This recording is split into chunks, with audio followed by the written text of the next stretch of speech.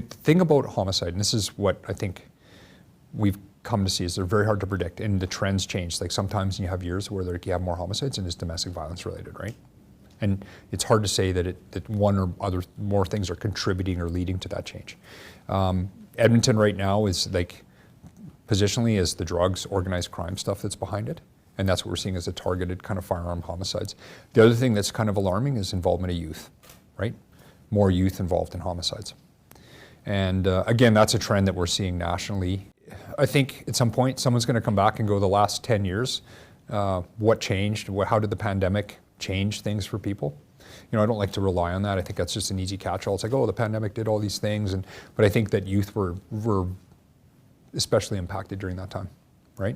You look at affordability today, youth are impacted by that. So I think there's a lot of things going on in society that are prompting, promoting, or pushing youth towards that kind of crime environment. You know, what was interesting was like when we talked about like the South Asian extortions, you know, and in that whole file, like Gaslight, Project Gaslight, you probably know what it is.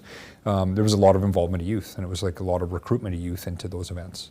And so they're very susceptible to that. And so that was we did a town hall, and that was some of the biggest questions coming from the community was like, how do they identify when a youth is vulnerable or that's going to get involved in that activity? What do they do? How do they stop it, right? And so I talk a lot with our partners about youth and involvement in crime, and it's something I think that we're all kind of definitely seeing. Encompass, you know, work with them and the youth programs, or Y550 program, and kind of looking at youth diversion. And everybody's seeing this increased demand on all those systems.